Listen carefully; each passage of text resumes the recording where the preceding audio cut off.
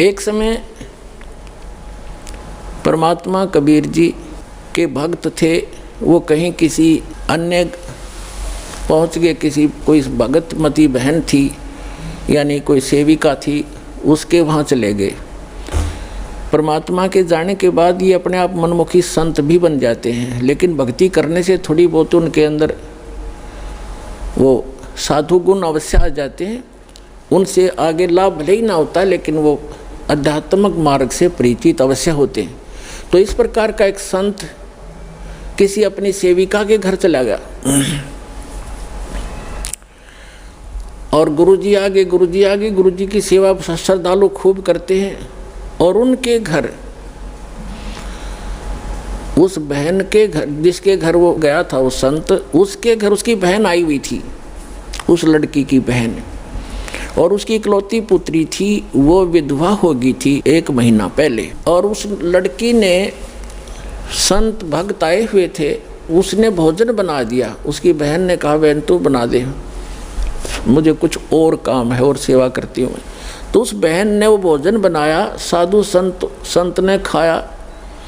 सुबह उठ के उसको सारी रात सपने आए, मेरी बेटी विधवा होगी, हे भगवान क्या होगा, मेरी बेटी विधवा होगी, इसके तो बालक भी छोटे छोटे हैं, अब इसका क्या हाल होगा हैं। आगे दूसरा पति, उसका भाई भी नहीं था पति का, बटेऊ का, अब इसका क्या रहा होगा, यानी इतनी चिंतित थी।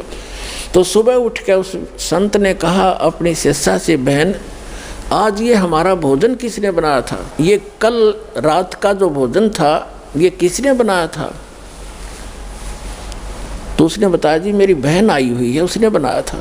अच्छा, क्या कोई आपत्ति है उसके ऊपर, कोई दुख है उसको? कहा महाराज जी घना दुख उसको, तो नाम तो उसने ले नहीं रखा। उसकी एक बेटी थी और वो विवाह कराया था, 2 बालक छोटे छोटे, उसके पति की मृत्यु होगी, विधवा होगी बेटी, यह बहुत दुखी है।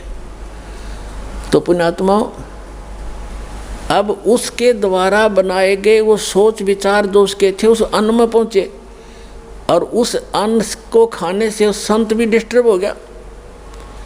और इसी प्रकार आप इस भक्ति, जैसे बहन बेटियां हैं, अब क्या करती हैं, मोबाइल परमात्मा ने चला दिए और बहुत से सिस्टम ऐसे चल गए हैं। ये इतना सहज मार्ग है पुण्यात्माओं, जैसे आरती करते हो, सुबह का नित्यनेम भी करते हैं, क्योंकि इसमें मानसिक काम नहीं है। जैसे खाना बनाना इस रूटीन है। अब जैसे गाड़ी चलाते हैं, अब उसमें मानसिक काम घना नहीं होता, अभ्यास हो जाता है इनका, अपने हाथों का अपने आप ही। तो उसमें भगवान की भक्ति, जैसे आरती लगा दी, आरती भी करता रहे और काम भी करता रहे। जैसे बहन आरती करती हैं या मंत्र करते करते नाम आरती, रोटी बना रहे हैं, मंत्र करने लगे, तो उनका असर उस अन्न में भी होगा और खाने वाले को भी वो अनुकूल करेगा, उसमें उसका लाभ देगा। तो इसी प्रकार ये साधना ऐसी है, इससे पूरे विश्व का कल्याण हो जाएगा।